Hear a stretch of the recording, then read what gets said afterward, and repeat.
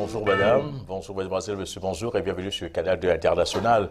Nous sommes le vendredi 19 octobre 2012 et c'est un jour, un événement sur le canal de l'International. L'événement ce vendredi est donc la présence sur ce plateau d'un jour, un événement d'un jeune Camerounais, Ismaël Zetoum, que l'on qualifie de Bill Gates africain. Alors, c'est ce Camerounais de 30 ans, repéré en 2000 à l'université de Banjul et né en 1982 à Yaoundé, que nous recevons sur ce plateau d'un jour un événement ce vendredi. Monsieur Zetoum, bonjour. Bonjour. Alors, déjà, félicitations. C'est à la page 40 du magazine de l'Afrique positive, hein, A plus Marc, que nous vous découvrons. Avez-vous déjà lu ce troisième numéro déjà? Oui, je l'ai lu. Je l'ai parcouru. Alors, comment avez-vous trouvé le titre de ce reporter, Ismaël Zetoum, le Bill Gates africain? Bon, j'ai trouvé que le journaliste avait un peu exagéré parce que je crois que Bill Gates, qui a été mon patron quand j'ai travaillé chez Microsoft, qui a toujours été un modèle pour moi. Et je pense qu'il a fait un travail extraordinaire et aujourd'hui, je pense que je ne l'atteins même pas encore à la cheville. On est encore tout petit. Donc j'ai trouvé le titre un peu gros parce que pour moi, c'est un vrai modèle et mon rêve, c'est d'essayer juste de faire, je sais pas, le petit pourcentage de ce qu'il a réussi à faire. Alors, Bill Gates a été votre patron. Alors, dites-nous comment êtes-vous arrivé à côtoyer quand même ce démon sacré? En fait, j'ai toujours été passionné par les technologies Microsoft. Donc, dès ma sortie d'école, je me suis toujours dit, mon rêve, c'était de travailler pour cette entreprise. J'étais passionné de ce qu'ils faisaient dans l'informatique. Donc, j'ai travaillé 2 ans dans différentes sociétés. Et c'est en 2007 que j'ai pu, donc j'ai justement, suite à une candidature spontanée, j'ai pu rejoindre Microsoft pour 3 ans. J'ai travaillé 3 ans et ce n'est qu'en octobre 2010 que j'ai décidé de quitter pour lancer l'aventure eDispo. Alors, avant de parler de eDispo, qui est votre concept personnel, alors dites-nous, vous êtes la première promotion de l'IUT Photo Victor de Banjul. Oui, la première promotion de la spécialité génie, télécom et réseau. Donc, lorsque j'ai fini, j'ai eu mon bac F2 au lycée technique de Colbison. Donc, il y avait cette promotion, cette filière qui s'ouvrait. L'avantage, c'était en relation avec l'Université de Paris-Crest. Donc, il y avait des profs de l'Université Paris-Crest qui venaient donner cours à cette promotion. Et donc, je me suis dit que c'était une bonne opportunité. Donc, j'ai rejoint cette première promotion. Et puis, l'avantage, la chance qu'on a aussi eue, c'est que suite au fait que c'était peut-être la première promotion, on a pu avoir 2 bourses d'études de la francophonie. Donc, j'ai pu bénéficier avec une de mes camarades de classe pour aller continuer des études d'ingénieur à Paris. Alors, des études qui sont des études couronnées de succès. Donc, je fais des études d'ingénieur en télécom, donc option informatique. Donc, je me spécialise vraiment dans le développement logiciel. Pareil, mon professeur d'école d'ingénieur, mon directeur d'études en 3e année était aussi un passionné de technologie Microsoft. Et donc, par là, je continue justement à immerger dans cette passion. Et donc, 3 ans d'études, je finis en 2005 et je me lance dans le domaine professionnel. Alors, on parle de domaine professionnel. Vous commencez dans quelle structure avant qu'on ne vienne parler de votre concept? Donc, je commence par Expert Time où je fais mon stage de fin d'études. Je reste 1 an. Donc, c'était une structure à taille humaine, une petite société. Donc, je me dis, après 1 an, je suis débauché par British Telecom pour rejoindre toujours la partie développement logiciel autour des technologies Microsoft. Donc, je suis en charge, je suis architecte junior, je suis en charge du partenariat Microsoft. Donc, ça me rapproche un peu plus de Microsoft. Et donc, en 2007, c'est là où je rejoins Microsoft en tant que consultant ingénieur où j'accompagne des grands comptes, Total, BNP, AXA, à mettre en œuvre les technologies Microsoft. Alors, à votre jeune âge, c'était facile? On vous acceptait aussi comme vous êtes? Ou bien c'était la connaissance qui était d'abord mise au devant? Je pense que ce qui est important, c'est lorsque j'aime quelque chose, je le fais avec énormément de passion et assez aussi d'exigences personnelles.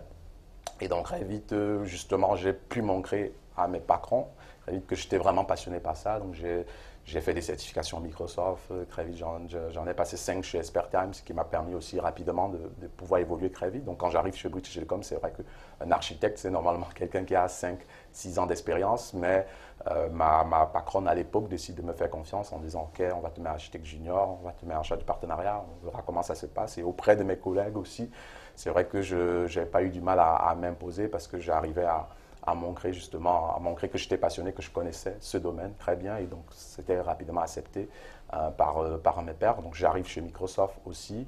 Pareil, je crois que la clé, c'est la passion, être passionné par ce qu'on fait, se mettre au service aussi du client. Et donc, j'ai justement, chez Microsoft, j'ai eu plusieurs awards en tant que meilleur employé qui toujours dans la même logique de dire j'aime faire les choses avec une exigence et avec une Avec forte beaucoup de passion.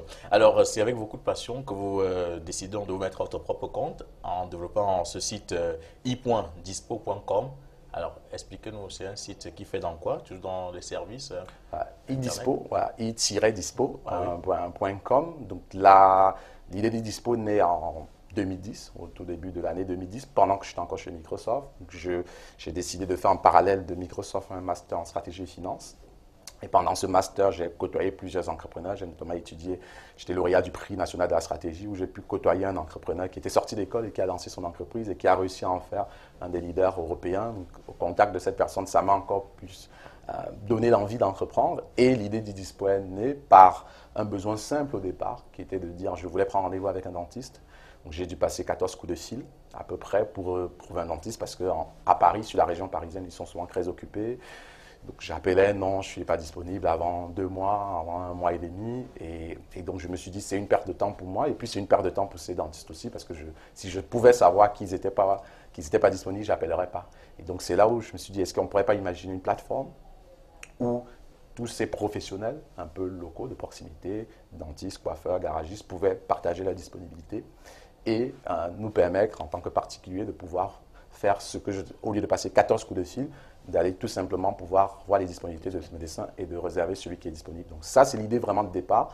On a lancé les premiers prototypes sur le marché, premier partenariat, et donc on a fait évoluer l'idée. Et aujourd'hui, iDispo, si je veux vraiment résumer et faire très court, iDispo, c'est quoi? C'est comme si on offre une secrétaire particulière, virtuelle, à chaque consommateur. Donc notre idée, c'est vraiment de faire que demain, sur votre téléphone, un portable, dans votre poche, sur votre voiture, dans votre télé, pouvoir à tout moment pouvoir accéder à un assistant virtuel qui peut réaliser des tâches à votre place. Donc, je prends un exemple simple, si je prends le cas du Cameroun pour essayer de faire, je cherche une pharmacie de garde. Au lieu d'aller dans la rue, aller regarder quelle est la pharmacie qui est de garde, je suis sur mon téléphone et je demande à mon téléphone, à mon assistant personnel, est-ce que tu peux me trouver la pharmacie de garde dans les environs? Et j'ai une réponse de mon assistant. Je cherche, j'ai un médicament, je vais acheter. Certaines pharmacies n'ont pas ce médicament et donc je peux demander quel est le meilleur endroit qui est disponible. Donc ça, c'est des idées, par exemple, sur Afrique. Et on peut bien sûr élargir, ça peut être chercher un médecin, chercher un restaurant, mais aussi des besoins de la vie de tous les jours qui sont dans notre quotidien et qui nous font perdre du temps. Et donc, je m'appuie sur cet assistant. Donc, c'est vraiment ça la vision, c'est remplacer à terme les moteurs de recherche, les pages web, les applications et remplacer ça par une seule entité virtuelle à qui je peux parler comme à un être humain et il réalise des choses pour moi. Mais il faut dire que c'est un concept qui a marché et qui marche d'ailleurs très fort en ce moment. Aussi bien que vous entrevoyez déjà de quitter la France pour les États-Unis. Oui, exactement. Donc, on a présenté le concept, la société parisienne, donc on a démarré en France. Ensuite, très vite, on s'est dit, c'est un besoin universel. Et comme c'est virtuel, c'est facile de le déployer dans les autres pays. Donc, très vite, on a fait plusieurs voyages aux États-Unis, où on a eu une bonne réception aussi du produit et du concept par des Américains. Donc, on a été élu en 2011 meilleure start-up européenne pour ce qu'on avait déjà réalisé en Europe. On a été élu en France aussi meilleur service innovant de l'année 2011 dans le cadre d'un concours organisé par la mairie de Paris. Et donc aux États-Unis aussi, on a eu plusieurs premiers contacts avec des Américains, Mercedes, Toyota, Panasonic, qui ont été séduits par le concept. Et c'est pour cela, comme c'est le cœur aussi des nouvelles technologies, la Silicon Valley, on a décidé, début 2013, l'idée c'est d'installer nos bureaux aux États-Unis, même si on va couvrir d'autres pays, on va couvrir 15 pays, mais physiquement avoir un point d'ancrage aux États-Unis et à Paris, bien sûr, parce que c'est l'origine. Alors, c'est dire qu'on peut fréquenter au Cameroun et être leader dans un domaine bien spécifique que celui dans lequel vous excellez. Honnêtement, je pense que l'enseignement au Cameroun est quand même excellent puisqu'on pousse les gens, lorsqu'on est là, on se dit les enseignants sont vraiment très exigeants, ils essayent de nous pousser vraiment à bout, mais je pense que c'est vraiment une bonne formation parce que du coup, quand on arrive en Europe, on sent que les choses sont un peu faciles quand on voit que dans une classe, si un certain pourcentage d'étudiants n'ont pas eu une moyenne, l'établissement peut annuler l'examen. Justement, c'est un peu plus facile qu'au Cameroun. Je pense qu'il y a et j'ai rencontré plusieurs Camerounais autour de moi qui sont toujours, souvent, généralement excellents. Je discutais beaucoup avec ma directrice d'école qui disait j'adore les Camerounais parce que je trouve qu'ils ils ont une bonne éducation et chaque fois ils sont soit majors de promotion, c'est des très bons étudiants. Donc je crois que la formation de base est vraiment intéressante, mais je pense que ce qui est important, c'est vraiment d'avoir la passion et de croire de ne pas se mettre des barrières et de ne pas se mettre des limites. Souvent, on se met très vite, surtout lorsqu'on est de l'autre côté, on se dit, c'est parce que je suis noir, on ne va pas faire telle chose, on ne va pas me donner telle responsabilité. Je pense que c'est évident, oui, on n'est pas chez soi, il peut toujours exister des problèmes de discrimination, mais je pense qu'à un certain moment, les personnes qui sont en face aiment aussi la compétence. Et lorsqu'on croit pas se mettre des barrières, pousser, on va toujours trouver une personne. Il y a plusieurs portes fermées, peut-être certaines portes vont se fermer, mais il y a toujours une porte qui va s'ouvrir. Et peut-être c'est là où le salut va venir. Donc je pense croire à ce qu'on fait, ne pas se donner des barrières. Donc nous aujourd'hui, l'idée, pareil, d'Idispo, dès le début, on s'est dit on va créer une boîte qui va être un leader mondial. Beaucoup de gens nous disaient, rigolaient et tout. Et je pense qu'aujourd'hui, on travaille dur pour réaliser cet objectif. Alors, vous êtes Camerounais, il faut le relever pour nos téléspectateurs. Alors, qu'est-ce que vous pensez déjà comme concept pour le pays? Dans quel secteur d'activité vous réfléchissez déjà? Oui, on a commencé à réfléchir sur comment est-ce que Idispo pourrait justement simplifier le quotidien des Africains au sens large, comme on le fait déjà en Europe ou aux États-Unis. Donc, on a différentes idées. Donc, la première piste évidente déjà, c'est d'offrir à des Camerounais qui voyagent ou des Africains qui voyagent, lorsqu'ils vont partout en Europe, de pouvoir justement bénéficier des services de Idispo. Un Camerounais qui s'en va à Paris peut du coup solliciter son assistante virtuelle pour réserver son taxi quand il va arriver, son hôtel. Donc ça, on va dire, c'est le même service qu'on fournit déjà, la même qualité de service qu'on fournit déjà à nos utilisateurs en Europe, faire que des Camerounais qui voyagent puissent en bénéficier. Donc ça, c'est la première partie. Il n'y a pas vraiment de changement dans le produit. La deuxième partie, c'est de dire, mais localement, qu'est-ce qu'on pourrait apporter? Et donc, on est en train de réfléchir je pense que depuis 2013, on va faire des annonces majeures, justement, où on va apporter sur le marché africain un équipement doté de la technologie Idispo, qui va permettre justement aux Africains de pouvoir bénéficier des services de cet assistant connecté. Parce que ça veut dire quoi un assistant connecté? Si on réfléchit, ça veut dire que même des personnes qui n'étaient pas habituées, je prends l'exemple de mon papa, vous lui dites, il adore le sport, mais vous lui dites, tu peux aller sur Google, taper et avoir les derniers résultats sportifs. C'est compliqué, c'est pas manipuler une souris. Google, il ne sait pas ce que c'est, il fait la recherche. Alors que si on lui fournit un assistant, il peut se dire, donne-moi les derniers résultats du championnat français, et l'assistant, lui, il a juste besoin de savoir parler, de savoir écrire, et l'assistant lui donne une réponse, pas besoin d'aller sur plein de liens. Donc ça, c'est un exemple. Pareil, je cherche des appartements à louer qui sont ou dans un emploi, qui sont le quotidien des jeunes ici. Certaines personnes ne savent pas comment commencer une recherche pour aller sur le net et voir si les propriétaires ont peut-être mis des annonces. Pareil, je peux m'adresser à mon assistant et lui, il va faire le travail, soit d'aller chercher en ligne, soit d'aller chercher en contactant des agents immobiliers, mais de m'apporter une réponse directe. Donc, Idispo, je pense que même en Europe, ça crée peut-être une évolution dans comment les gens se comportaient déjà dans les usages. Mais en Afrique, je pense que ça peut vraiment créer une révolution. Pourquoi? Parce que ça va permettre de faire un bond. C'est-à-dire, on ne va pas passer par cette étape PC, Internet tel que les Européens sont passés, mais on va faire un bond en se disant comment est-ce que je peux m'adresser à la machine pour faire des choses pour moi. Et c'est un assistant connecté, super intelligent et qui peut donc simplifier mes tâches de tous les jours. Alors moi, je suis avec beaucoup d'attention ces explications. Alors la communication se fait en quelle langue? C'est en français, c'est en anglais, c'est en espagnol? Donc aujourd'hui, ça se passe comment? Voilà, aujourd'hui, on couvre français, anglais. On prévoit de couvrir bien sûr espagnol et allemand qui sont nos prochains challenges à venir. Mais justement, on a évoqué, on va faire un appel lorsqu'on viendra sur l'Afrique, on va faire un appel à certains développeurs qui peuvent déployer une version, pourquoi pas en dialecte aussi, et qui permettrait, en tout cas ça c'est un rêve que j'ai, je rêve justement de ma grand-mère qui peut s'agresser à son assistant et dit envoie un mail en dialecte à Ismaël, elle dit son dialecte, elle dit son message en dialecte, l'assistant est capable de prendre et de l'envoyer. Elle n'a pas eu besoin de connaître comment fonctionne un email, elle ne sait même pas, elle sait juste qu'elle a parlé à son téléphone et il a su envoyer. Donc ça c'est, mais pour réussir ça, il faut qu'on travaille avec des développeurs locaux, on ne peut pas tout faire. Donc l'idée c'est qu'on va faire un appel pour essayer de développer des modules comme ça qui peuvent faciliter justement l'accès à ces services, à des personnes même qui ne parlent pas le français. Alors vous êtes au Cameroun depuis quelques jours, vous vous employez à faire quoi? Nouer des contacts Ouais. En fait, ce qui est très important, et je voudrais le souligner dans notre activité, c'est qu'on a un partenaire local avec qui on travaille. Pourquoi? Parce que l'approche d'Idispo, on est basé sur une approche hybride. C'est-à-dire, lorsqu'on reçoit une demande, comme j'ai dit, couvre-moi les pharmacies de garde dans les environs, il y a deux choses qui peuvent se produire. Soit l'assistance, un robot, que nous on développe, connaît déjà la réponse et est capable de répondre à l'utilisateur directement, soit il ne connaît pas la réponse, et c'est notre approche, et donc ça bascule sur des experts humains.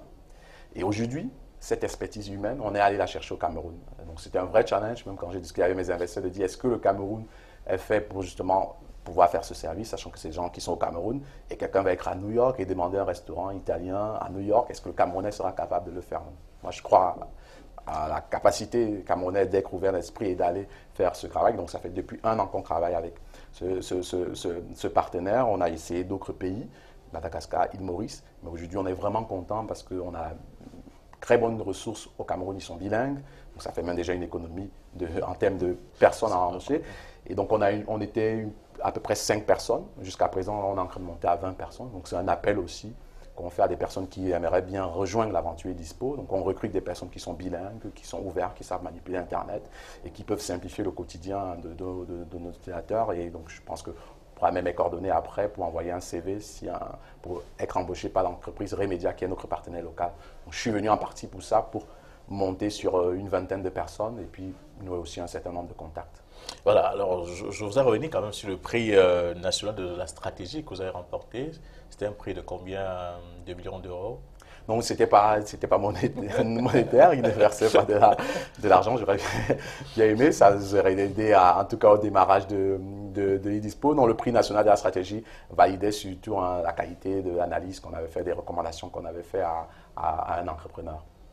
Après, on a eu effectivement différents prix sur Idispo qui n'ont pas donné de l'argent directement, mais par exemple, nos investisseurs aujourd'hui qui sont parmi les meilleurs investisseurs en France, Xavier Niel, le fondateur de Free, Jacques-Antoine Grajon, grande figure de l'entrepreneuriat français, le fondateur de venteprivée.com, Thomas Serval, qui travaille chez Google, Laurent Delaporte, vice-président chez Microsoft. Toutes ces personnes nous ont détectés, souvent dans des concours qu'on a gagnés, et c'est eux qui nous apportent non seulement de l'argent, ce qui est important. Il faut dire que c'est ces personnes-là qui vous soutiennent et qui vous encouragent d'ailleurs, puisqu'ils ont apprécié le travail qui a été fait.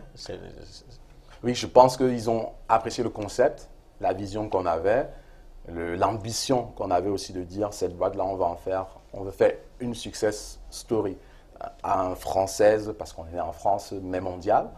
Et ils ont cru en nous, donc ils ont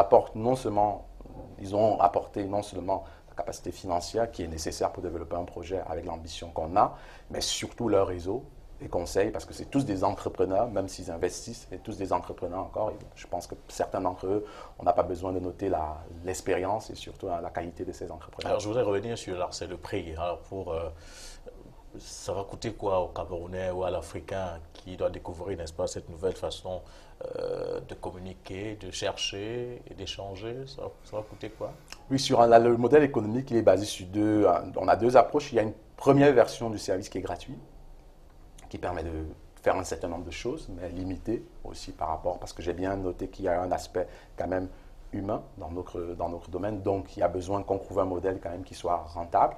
Et la deuxième partie, si on veut illimité, c'est 10 euros à peu près 10 euros par mois en Europe, qui permet de pouvoir bénéficier du service de l'assistance de façon 6500 francs CFA à peu près. Mais notre vision, c'est de développer des partenariats avec des professionnels locaux de façon à ce qu'eux, ils payent, puisque eux, ils gagnent du chiffre d'affaires. Si je dis à un restaurant, OK, lorsque je référence un restaurant de qualité, et lorsque mes clients demandent, je peux négocier avec ce restaurant une promotion, par exemple de 20% à mes clients ou sur différents services, et c'est le restaurant qui paye. Donc, notre vision, c'est ça. Donc, à terme, on espère que de plus en plus, on va nouer des partenariats avec des professionnels qui vont payer pour le service et sera gratuit pour le particulier final. En tout cas, c'est notre vision, c'est de rendre plus de services accessibles gratuitement aux particuliers. Alors, il y a une question qui a failli, n'est-ce pas, m'échapper un tout petit peu. Je voulais savoir pourquoi vous avez démissionné de Microsoft.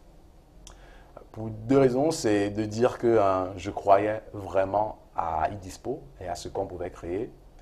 Je me disais c'est une expérience vraiment enrichissante, même si ça ne marche pas, ce sera une expérience qui va m'aider pour un vrai booster de carrière. Et aujourd'hui, je pense que ce que je recommande à tous les jeunes, c'est de dire vous êtes jeune, vous êtes en plein développement de carrière, une expérience entrepreneuriale, c'est toujours enrichissant, même si c'est un échec. Même si c'est un échec, on apprend toujours des échecs. Donc, j'étais persuadé, quand j'ai fait l'analyse, je sais que mes parents avaient eu très peur en disant tu quittes Microsoft. C'est vrai que c'est une bonne société, un très bon salaire, bien occupé, voiture de fonction, tout ce qui va avec. Et de se dire on va se lancer dans l'entrepreneuriat chaque jour sans se payer même les premiers mois. C'est vrai que c'est un vrai challenge, mais aujourd'hui, je crois, je ne regrette pas. C'est une aventure fantastique qu'on vit tous les jours et je pense qu'on n'est qu'au début et l'idée, c'est vraiment de pousser cette aventure jusqu'au bout. Alors, il faut dire tout simplement qu'il faut oser. Exactement. Voilà, monsieur, c'était un jour un événement et c'était monsieur Zotoum Ismaël que nous recevons là, qui est entrepreneur du net. C'est une expression consacrée. Je pense que le thème entrepreneur et après, comme on est une entreprise qui est basée quand même beaucoup sur Internet, c'est pour ça qu'on parle d'entrepreneur du net, c'est le titre qu'a bien voulu choisir le journaliste. Merci d'être venu et d'avoir accepté de répondre à toutes ces questions et de servir d'exemple aux autres jeunes Camerounais qui nous regardent en ce moment. Je vous remercie de m'avoir invité. C'est donc un jour un événement sur Canal 2 International. Notre invité avait pour nom Ismaël Zotoum, qui est donc entrepreneur du net. Retrouvons-nous demain, lundi, autant pour moi, lorsqu'il sera 11 h pour une autre édition d'un jour un événement.